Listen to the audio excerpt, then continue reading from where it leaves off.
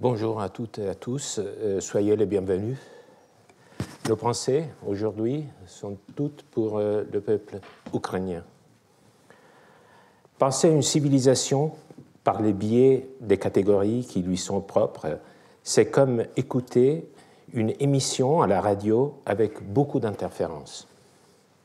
Ce qui dérange l'écoute des voix du passé, ce sont nos propres catégories qui se superposent aux anciennes.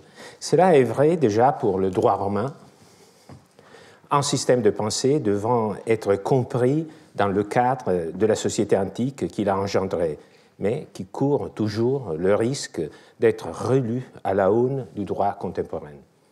Ce qui vaut pour les droits vaut à plus forte raison pour l'économie. Comment penser la production, l'échange, la consommation des biens et des services dans le monde romain si une théorie économique leur faisait défaut? N'est-il pas vrai que la science économique ne se développe qu'à partir du XVIIe siècle?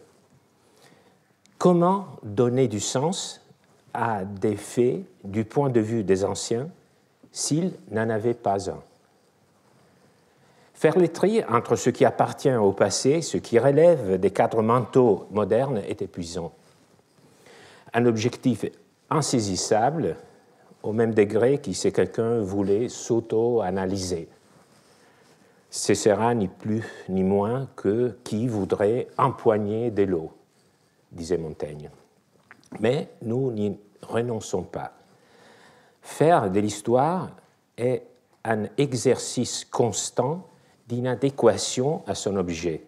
Et c'est justement dans cette marge de décalage que l'histoire prend vie et se justifie. Mais est-il vrai que les anciens n'ont pas développé un discours sur l'économie? Oui et non. Des faits, l'Antiquité classique, en plus de nous donner des œuvres de poètes, d'orateurs, d'historiens, Cicéron, Ovide, Tacite, nous a également laissé de nombreux traités d'économie, notamment grecs. L'économique de Xénophon, traduit en latin par Cicéron lui-même, un traité du même titre attribué à Aristote, mais probablement rédigé par son élève Théophraste et par d'autres imitateurs, un livre du néo-pythagoricien Callicratidas sur le bonheur de l'oikos,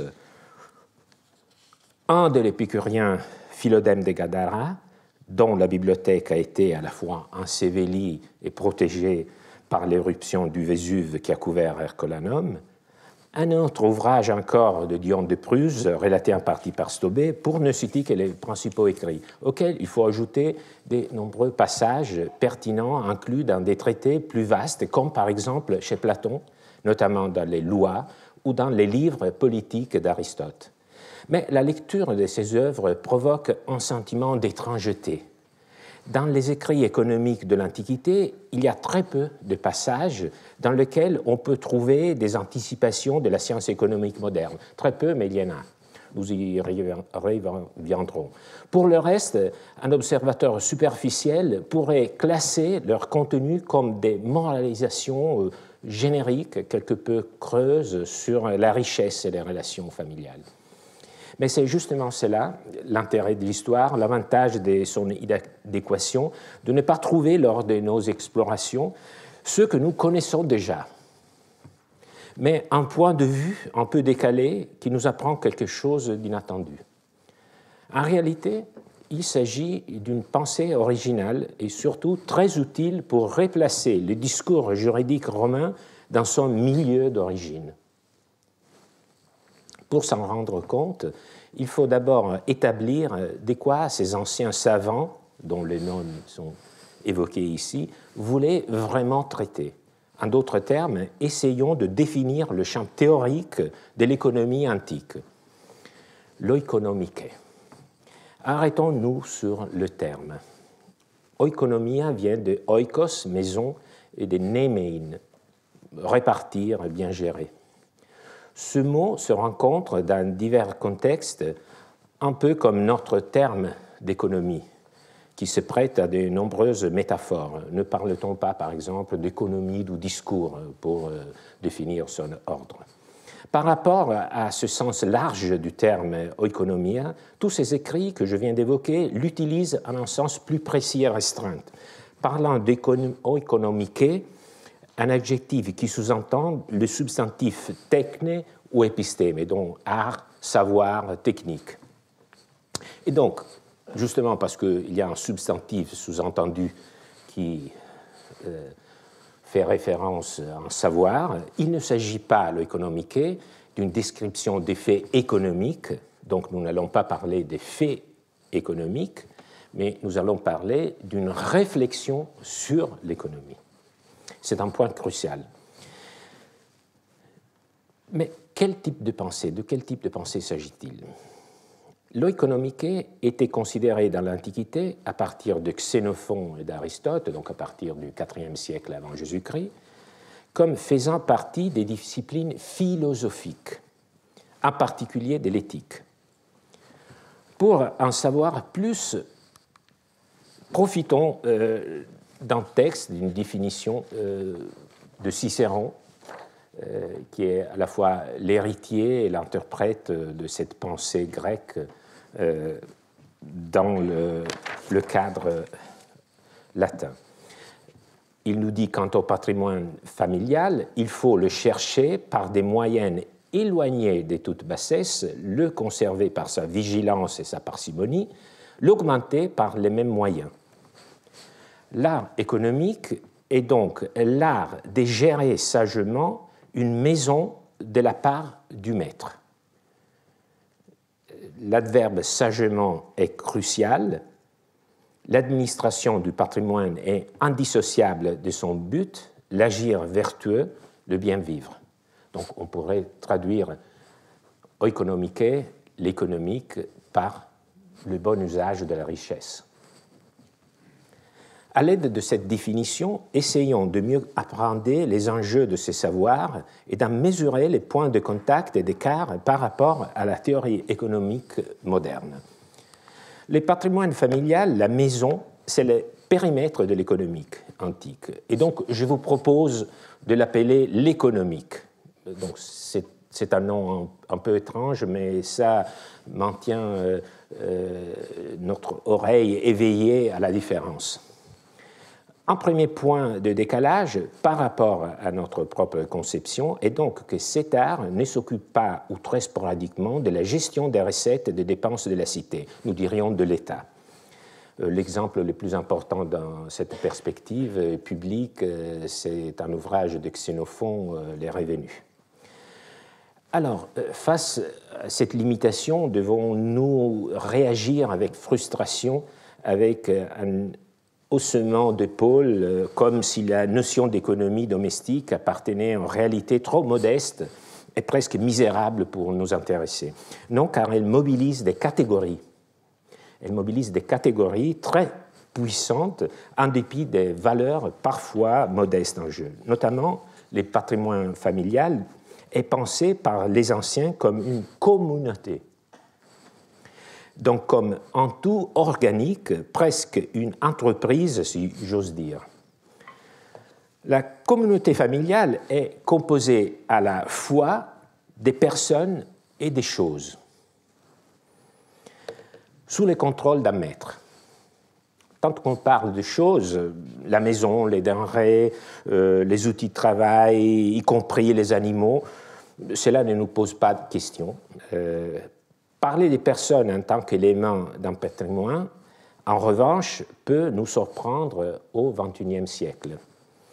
Mais peut-être pas tant que cela, puisque nous parlons aussi de ressources humaines.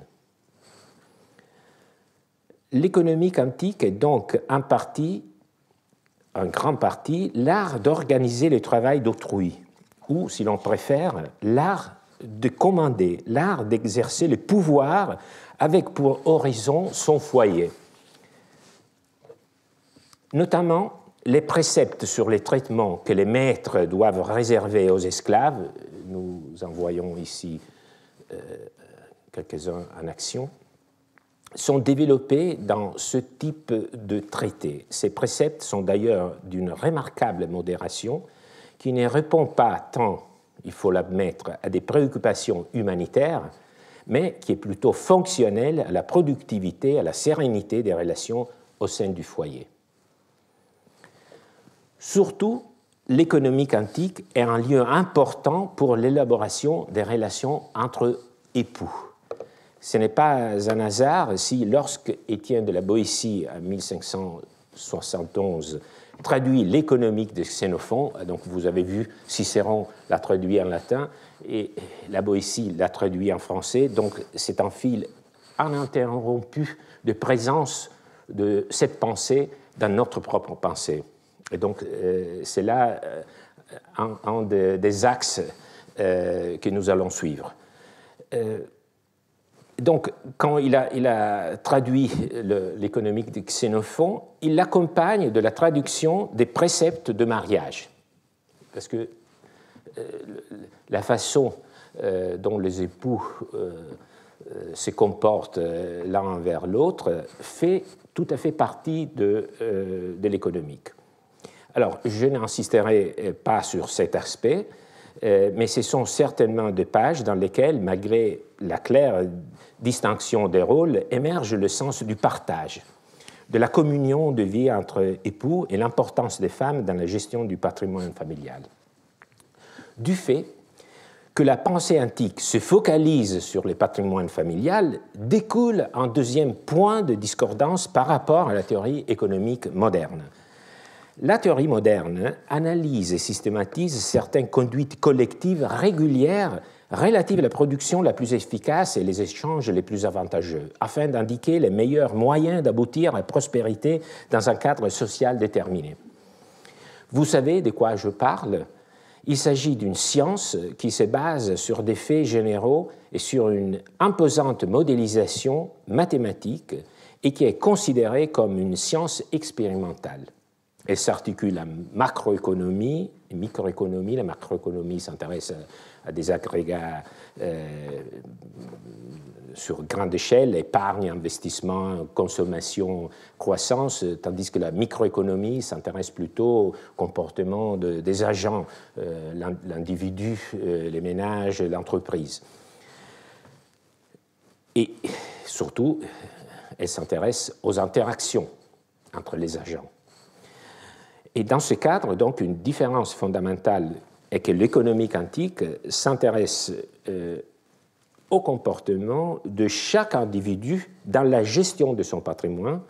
Donc, l'horizon de l'économie moderne est en revanche celui de la société dans son entièreté, à la limite le monde entier. Donc, aujourd'hui, on étudie les interactions entre les agents, tandis que les anciens concentraient leur regard sur chaque agent et sur son action à l'intérieur de son foyer. On peut donc opposer la singularisation antique à l'interdépendance moderne. Plus précisément, encore, si l'horizon des modernes est le marché et ses échanges, pour les anciens, c'est la famille vue comme système de relations. Poursuivons notre examen en quête du contenu de l'économie quantique. Les définitions de Cicéron parlent de moyens pour conserver et augmenter les patrimoines familiales. De quels moyens parle-t-il ? Selon les anciens, Aristote les a définis de façon très développée, la gestion du patrimoine est généralement articulée en 4 domaines distincts, qui correspondent à 4 capacités, elles aussi distinctes, possédées par l'expert dans cet art. L'acquisition, ctésis, la conservation, phylake, l'aménagement ordonné, c'est la cosmétique, l'utilisation, la krésis des biens. Et justement, Aristote, à propos de l'acquisition et conservation, et notamment de la conservation, il nous dit c'est nécessaire de conserver les biens parce que sans la conservation, il n'y a pas plus d'intérêt à acquérir qu'à utiliser un crible avec lequel on puiserait de l'eau.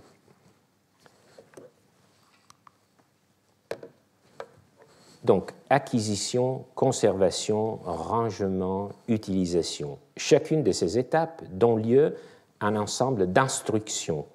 Comment la femme doit répartir les revenus et régler les dépenses par mois et par an. Comment traiter les esclaves. Comment disposer les objets dans la maison de manière à les retrouver. Comment choisir une gouvernante et lui inculquer la loyauté et la justice. Comment obliger son mari et ses enfants par la pratique quotidienne des vertus et comment préserver sa propre beauté naturelle en s'acquittant gaiement de ses nombreuses tâches. Des instructions similaires s'appliquent au mari ou presque, on ne parle pas de sa beauté. Il choisit personnellement et forme les intendants en leur enseignant la justice. Il développe son aptitude à diriger les hommes, en particulier ses esclaves. Il est un expert dans tous les aspects de l'art agricole et ainsi de suite. Concentrons-nous sur la phase de l'acquisition. Les anciens l'appelaient la crématistique. Le terme crématistique vient du mot takremata, les biens. Pour simplifier, minimisons les différences d'opinion entre les différentes écoles. Suivant Aristote, dans les politiques, il présente deux manières fondamentalement distinctes d'acquérir des biens. L'une conforme à la nature, l'autre qui ne l'est pas. Donc deux formes d'acquisition, de crématistique. L'une naturelle, l'autre qui ne l'est pas. Aristote, vous pouvez lire avec moi, nous présente cette différence. Voici donc approximativement le nombre de genres de vie, ceux du moins où les hommes ont une activité directement productrice et sans échange ni commerce, se procurent leur nourriture, vie de nomades, d'agriculteurs, de pillards, de pêcheurs, chasseurs. Alors, il faut comprendre que, étant strictement lié à la consommation, dans la pensée d'Aristote, tous les besoins étant strictement liés à la consommation, donc aux besoins primaires, cette forme d'acquisition était limitée. Donc, sa caractéristique est que cette forme naturelle d'acquisition était limitée. Elle ne produit pas d'accumulation, pas de capitalisation. Mais d'ailleurs, elle n'arrive pas vraiment à satisfaire tous les besoins non plus, qui sont variés. On utilise donc le petit surplus de produits agricoles ou d'élevage pour se procurer ce qui fait défaut. D'abord par les trocs. L'échange, au début, n'est donc qu'une forme complémentaire et secondaire de l'agriculture ou de l'élevage, indispensable puisque l'autosuffisance est difficile à maintenir. Mais, au fil du temps, elle se développe largement au-delà de ses limites grâce à l'utilisation de l'argent. Alors, c'est le moment de l'éclosion de la croissance et de la richesse, une mauvaise richesse, dit Aristote, dans un passage célèbre qui vaut la peine d'être rappelé ici. D'abord, dit Aristote, des objets utiles s'échangent contre d'autres objets utiles, mais rien de plus. Par exemple, on donne ou l'on reçoit du vin en échange de blé, et ainsi pour chacun des autres produits similaires. Ce genre d'échange n'est pas contraire à la nature et n'est pas non plus une forme d'art d'acquisition, de crématistique, puisqu'il ne servait qu'à compléter l'autarcie naturelle. Donc c'était un complément de la production naturelle. Et pourtant, c'est de ce type d'échange complémentaire, qui est sortie logiquement la crématistique au sens strict. Puisque quand l'aide étrangère devint plus importante par l'importation de ce dont on manquait et l'exportation de ce qu'on avait en surplus, l'usage de la monnaie s'introduisit comme une nécessité, l'usage de la monnaie. Donc, nous assistons dans le récit d'Aristote à la naissance de la monnaie. Il est difficile, en effet, de transporter tous les produits dont on a naturellement besoin. Aussi, les hommes se sont mis d'accord pour leurs échanges de donner et de recevoir réciproquement une matière qui, utile par elle-même, fut facile à manier pour les besoins de la vie courante, comme le fer, l'argent et toute autre matière semblable, dont la valeur fut définie d'abord uniquement par la dimension et le poids, enfin par la position d'une empreinte. Une fois la monnaie inventée, par suite des nécessités de l'échange, apparut l'autre forme de l'acquisition. Donc il y a des étapes. D'abord, la production autarchique par la terre, après des petits échanges par le biais du troc complémentaire, après l'introduction de la monnaie comme pour faciliter les échanges, mais enfin la monnaie donne naissance à la forme plus poussée d'acquisition, le commerce de détail, pratiqué d'abord peut-être d'une manière fort simple et ensuite, grâce à l'expérience, avec une technique déjà plus poussée qui rechercha les sources et les modes d'échange en vue de faire les plus gros profits de la monnaie, le commerce. Voilà, c'est la conclusion d'Aristote, pourquoi l'art de l'acquisition semble avoir précisément pour objet la monnaie et sa fonction paraît être d'aviser aux moyens de se procurer de l'argent en abondance.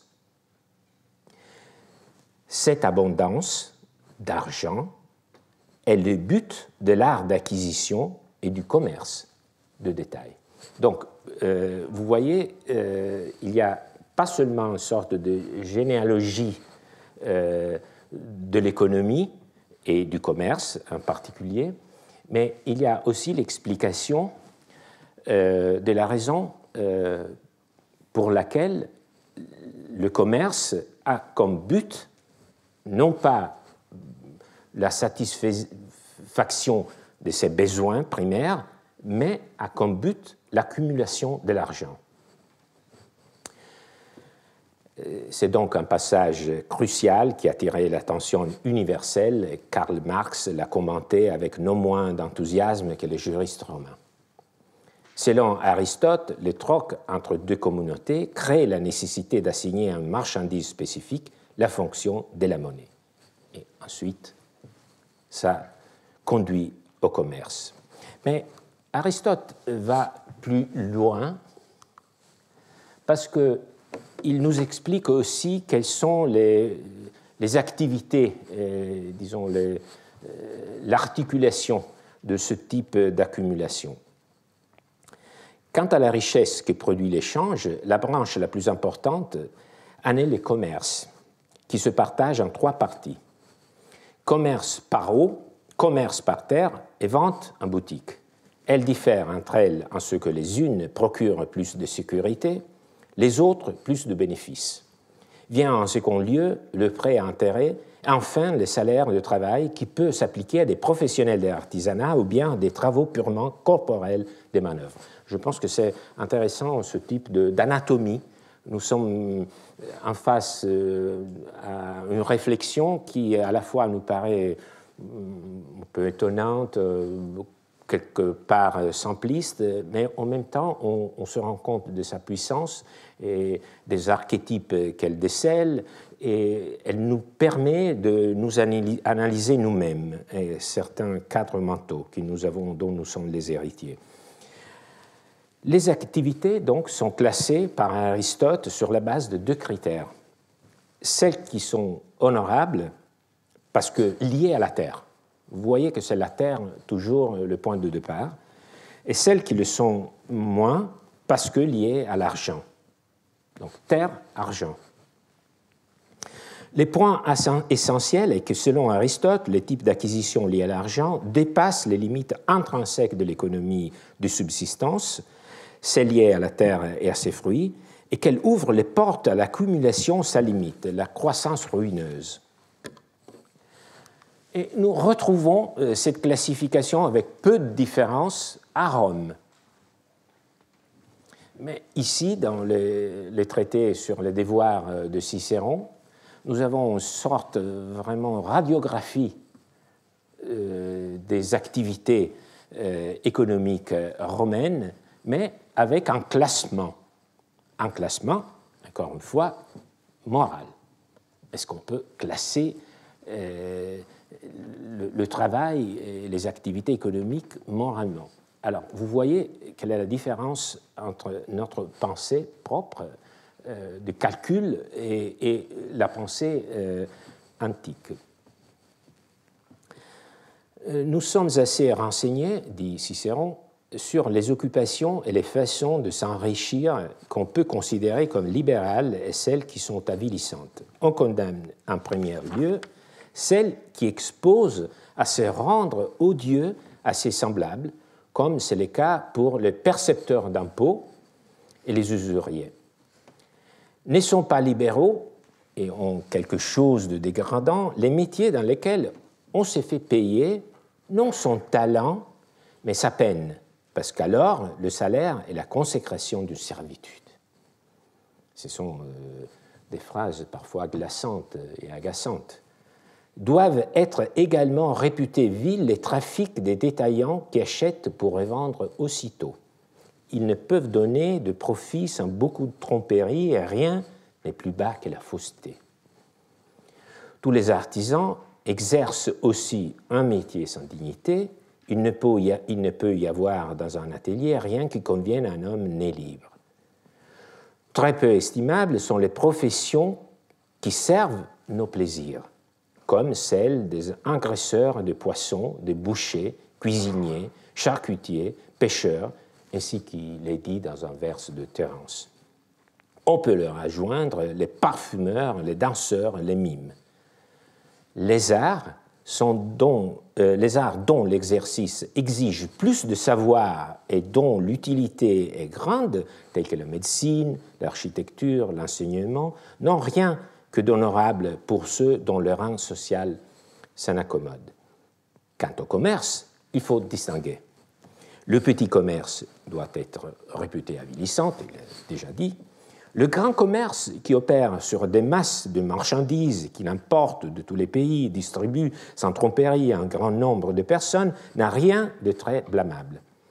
Si le négociant n'est pas insatiable, ou plutôt c'est se contenter du gain qu'il réalise, et si comme il arrive souvent, après avoir navigué, il s'installe dans un port, puis s'acquiert une terre où il s'établit, il mérite des éloges.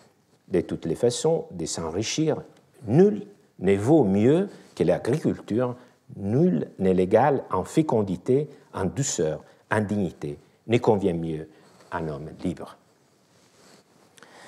Alors, dans ce texte, et je le souligne encore une fois, l'histoire, on la trouve dans l'altérité, dans le décalage.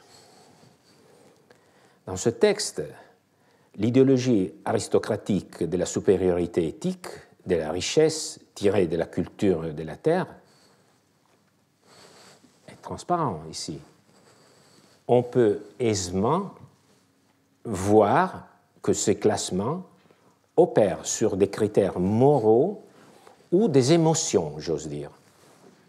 La haine qui frappe les percepteurs d'impôts et les usuriers, les travaux sans art, seulement manuels, les détaillants, car ils emploient souvent de la tromperie, les artisans, car ce sont des travaux répétitifs, les professions qui sont liées au plaisir, à l'ornement, à la gourmandise, qu'aujourd'hui ont tant de renommée et réputation. À ces moments, le sens s'inverse, les métiers deviennent libéraux dans la liste de Cicéron, il y a un moment de revirement.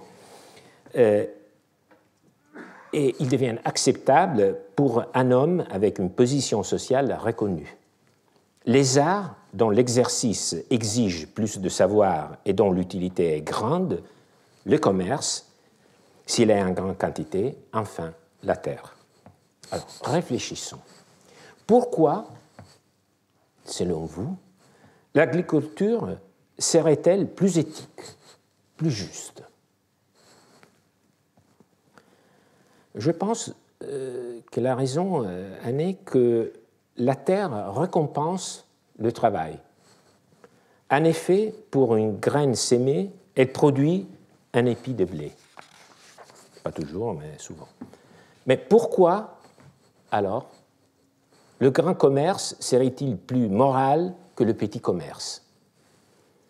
C'est très difficile de le voir. C'est très difficile. Cicéron esquisse, s'essaye dans une petite explication qui n'est pas très satisfaisante. Alors, la réponse à cette question est qu'il s'agit évidemment d'une systématisation, d'une rationalisation des arrangements sociaux déjà existants. Dans le rapport, le classement qui veut que l'agriculture soit à la première place, il y a la classe sénatoriale qui était celle des grands propriétaires de terre, et le commerce était la caractéristique des chevaliers, donc la deuxième classe dans l'ordre social romain. Donc vous avez ici à la fois un essai philosophique, mais qui s'essaye de rationaliser l'existant.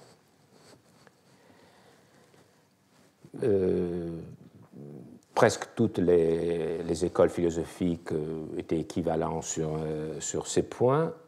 Seulement la doctrine épicurienne introduit une petite nuance dans un livre sur l'économie qui fait partie d'un traité plus large sur les vices et les vertus qui leur sont opposées, un traité qui a été retrouvé dans la villa des papyrus d'Hercolanum. Philodème de Gadara affirme que l'agriculture n'est qu'à la deuxième place, en effet. Ce n'est pas la première place, ce n'est pas l'activité la plus noble. La première, la plus belle, est de recevoir un bénéfice en échange de discours philosophiques transmis à des hommes bien disposés à les recevoir, avec toute la vénération comme cela est arrivé à Épicure. Et c'est un peu comme, me semble-t-il, faire l'éloge des professeurs d'université. Donc c'est très étrange. Nous reviendrons sous peu sur la question des modes d'acquisition des richesses, car cela concerne directement le droit. Venons maintenant, dans notre analyse de la notion d'économique, au dernier élément qui découle de la définition cicéronienne que nous avons employée un peu comme fil rouge, c'est-à-dire le but final de l'administration de la richesse. On y est. Quant au patrimoine familial, il faut le chercher par des moyens éloignés de toute bassesse, le conserver par sa vigilance et sa parcimonie, l'augmenter par les mêmes moyens. Ce texte ne parle pas seulement des activités qu'il faut déployer, mais aussi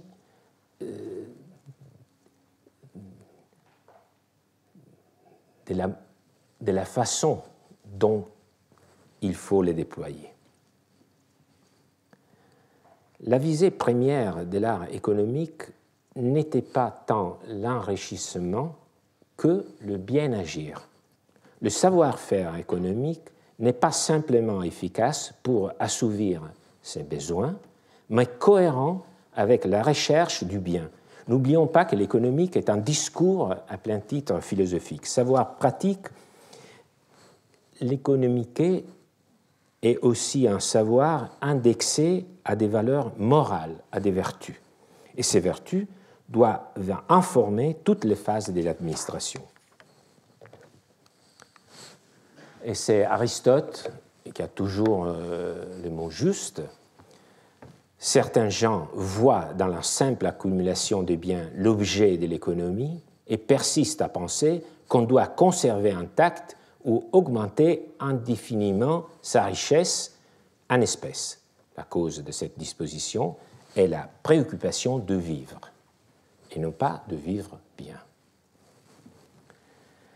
La vertu, dans ce cadre probablement la plus mobilisée, est la vertu de la justice, celle qui peut se définir comme l'attitude à accorder à chacun ce qui lui revient. Elle doit informer toute l'action de l'administration des biens, par exemple, comme nous avons dit qu'une part importante de l'administration consiste dans l'organisation de travail interne au foyer. Le maître, tant homme que femme, doit se comporter avec justice avec les esclaves, sans leur infliger, par exemple, des châtiments disproportionnés. Mais l'aspect qui nous intéresse davantage est celui de l'acquisition. C'est un autre passage de Cicéron qui peut nous guider. Je ne dis pas qu'il faille condamner celui qui s'enrichit par des moyens légitimes, mais il faut toujours fuir l'injustice. Nous touchons ici au point de contact entre l'économique antique et les droits, qui est au cœur de mon cours cette année. Le critère guide de l'art économique antique est d'éviter l'injustice, l'ignoria. Le droit, le ius, c'est le système qui a pour but la justice. D'où la conclusion, presque en syllogisme, si j'ose dire, le droit, dans le système de pensée romain, dicte les règles d'action dans le domaine de l'acquisition. Ainsi, par rapport à nos conceptions, la relation entre droit et économie s'inverse. Aujourd'hui, on tend souvent à analyser le droit par les biais de la science économique pour le mettre à son service, dans un but de maximisation. Dans l'Empire romain, qui ne connaissait pas des sciences économiques au sens contemporain ou presque, c'était le droit qui fournissait les critères d'action et des choix. Les droits se transforment ainsi en un lieu d'élaboration de modes de comportement dans les domaines que nous confierons aujourd'hui, en revanche, à la science économique, mais sous les signes de la justice. C'est pourquoi j'ai choisi comme titre de mon cours « Le droit comme économie morale à Rome ». Cela ne signifie pas du tout que nous devons croire que le comportement des Romains était toujours vertueux.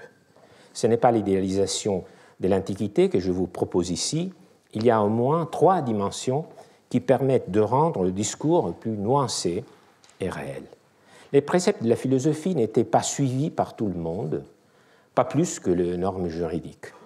Les œuvres latines sont pleines de critiques à l'encontre d'un enrichissement immodéré du contraste entre les vieilles coutumes des frugalités et les excès des nouveaux riches. Après la Deuxième Guerre punique, à Rome, la richesse pénètre avec elle le poison de la décadence.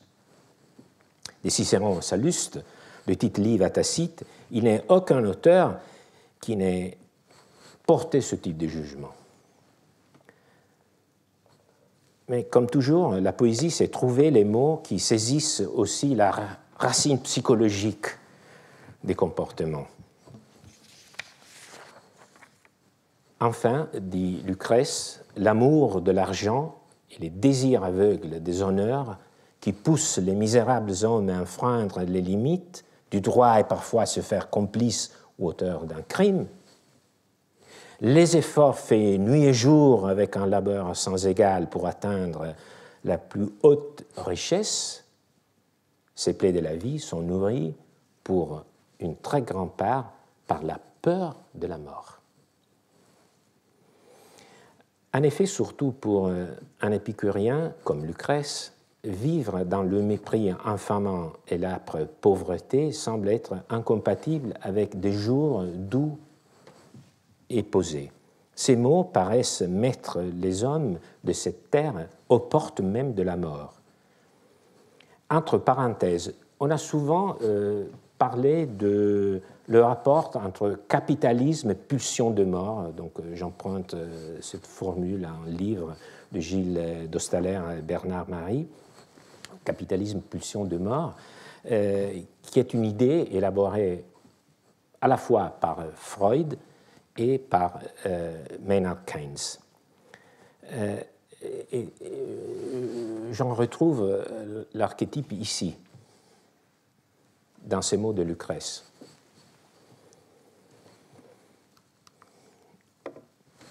Voyons d'un point de vue plus concret cette même situation dans l'épigramme funéraire inconsolable d'un homme d'affaires du 1er siècle après Jésus-Christ. Cette inscription se trouve à Rome, dans un bâtiment d'une banque, donc il y a un lien. Un grand savant italien, Silvio Pancera, a su la relier à ce portrait qui se trouve en revanche en Californie. C'est encore question d'argent. Au musée Paul Getty. Imaginez-les auprès de son tombeau. Lucius Licinius Nepos, fils de Marcus, de la tribu Pollia, personne n'aurait de bonnes raisons de critiquer sa vie. Il espérait s'enrichir par le commerce, mais fut déçu dans son espoir et par de nombreux amis envers lesquels il s'était bien comporté. Il a construit modestement cette petite maison pour y habiter les moments de sa mort venus, pouvant y consacrer plus de soins que de dépenses. Donc ce malheureux était un homme qui ne cachait pas son désir de devenir riche, mais qui, en même temps, se plaignait des comportements peu vertueux des autres qu'il avait déçus. Ce document extraordinaire montre donc à la fois le désir d'enrichissement, donc on ne peut pas le supprimer, on ne peut pas être aveugle face à ce désir qui parcourait aussi la société romaine. Mais ce type de discours montre à la fois le désir d'enrichissement et l'intériorisation des préceptes de la philosophie. Donc vous voyez qu'il y a un discours qui mobilise aussi des catégories morales. Que ce soit au niveau le plus élevé ou au niveau le plus modeste, pour un Romain, le terrain doit être débarrassé de tout soupçon que son activité exercée de manière sordide, avec recours au mensonge et à la fraude. Cela nous permet, je veux m'expliquer de façon plus claire, cela nous permet de voir qu'il y a toujours un discours, une idéologie, et il y a des comportements. Et que ce qui est très difficile pour nous, c'est de voir en quelle mesure l'idéologie vraiment dominait les comportements. Et c'est symptomatique parce que ici, tout est oblique, parce que l'affirmation qu'il ne s'agit que d'un tombeau modeste, il dit qu'il a pu y consacrer plus de soins que de dépenses. Donc, il avait un peu manqué, raté son objectif de devenir riche. Bon, cette affirmation est démentie du portrait qu'il orne, du fait même de sa présence et de sa qualité. Donc, vous voyez cette obliquité qu'il faudra un peu chercher de maîtriser. Deuxième élément qui rend plus complexe l'étude des comportements économiques antiques, la plus grande partie des réflexions qui nous sont parvenues ont, je l'ai dit plusieurs fois, une nature éthique.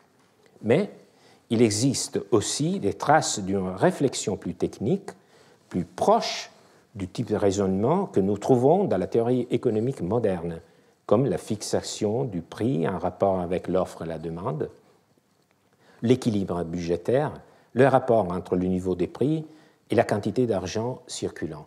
Donc ce sont des traces de mécanismes, des structures de pensée que nous allons chercher de déceler aussi dans ce cours. Ce sont donc des connaissances un peu plus cachées, mais qui, d'une certaine façon, ont dû contribuer, elles aussi, à diriger les comportements économiques des Romains, et que nous ne pouvons pas ignorer.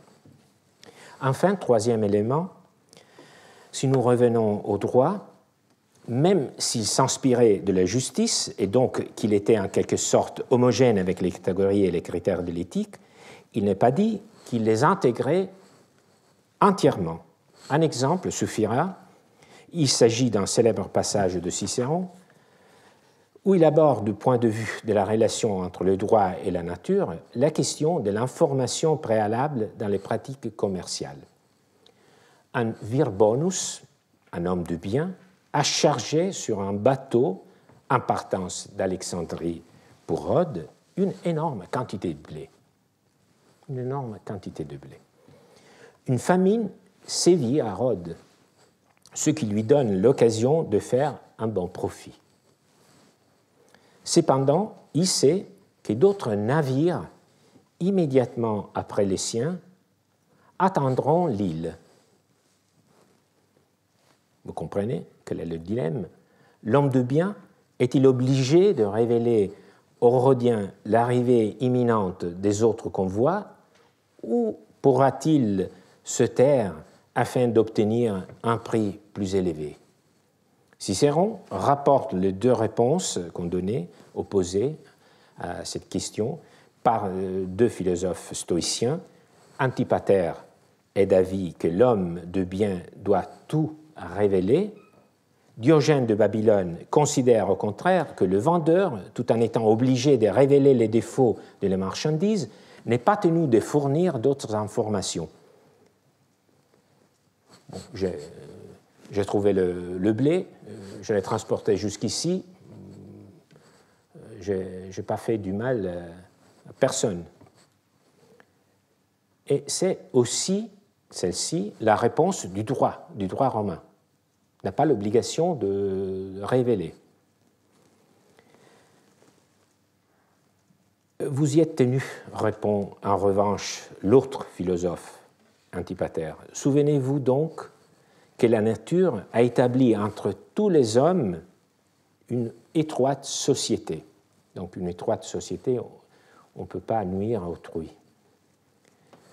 Je m'en souviens parfaitement, répondra Diogène, mais cette société n'interdit-elle d'avoir ce qui m'appartient? S'il en est ainsi, il n'est même pas plus permis de vendre, il faut tout donner.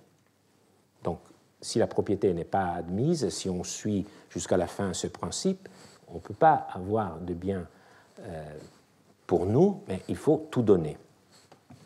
Alors, donc, vous voyez les deux positions, les droits un peu plus en retrait par rapport à l'éthique, parce que le droit, il suit l'idée qu'il ne faut pas tout révéler. Donc, un des enjeux de notre cours, sur la base d'exemples de ce type, sera de comprendre dans quelle mesure le droit romain accueillait les demandes de l'éthique et dans quelle mesure il s'en éloignait. Car, au fond, le droit était un système autonome. Il était un système autonome par rapport à la philosophie.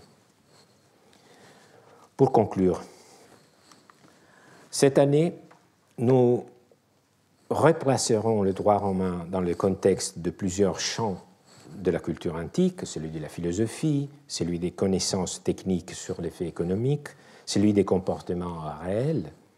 C'est seulement de cette façon, en restituant au passé son entièreté, que nous pourrons nous soustraire aux interférences avec nos propres idées. Ce sera aussi, je l'espère, une façon de montrer qu'il y a la possibilité d'un bon usage des richesses. Je vous invite donc à me suivre dans ce parcours et je ne trouve de meilleure façon de vous le proposer qu'en utilisant la carte d'invitation envoyée par l'un des savants dont j'ai évoqué les ouvrages retrouvés dans la Villa des Papyri d'Hercolanum, Philodème de Gadara. C'était celui qui avait fait l'éloge de l'enseignement. L'anthologie grecque nous a conservé le billet d'invitation, la carte que Philodème envoie à son mécène, le propriétaire de la villa des Papyri d'Hercolanum. C'était le beau-père de Jules César, Calpurnius Pison. Donc il invite à fêter le jour anniversaire d'Épicure, le philosophe, dont il vénérait les doctrines. Dans cette invitation, Philodème résume toute la philosophie de la richesse qui devrait être, selon lui, la possibilité de réduire ses besoins, cultiver l'amitié et la réflexion. Demain, dès la 9e heure, ô très cher Pison, le disciple aimé des Muses t'amène vers sa modeste chaumière et il t'offre à dîner en ce jour d'anniversaire, le 20e du mois. Si tu n'y trouves pas des mamelles de truie arrosées d'un vin d'Échios, du moins, tu y verras des francs compagnons. Tu y entendras des accents bien plus suaves que ceux de la terre des Phéaciens. Et si, par hasard, tu tournes aussi vers nous tes regards, Pison, cette frugalité deviendra pour nous un anniversaire somptueux. Laissez-moi vous répéter cette invitation. Votre présence transformera la frugalité de mon cours en bonheur. Je vous remercie beaucoup.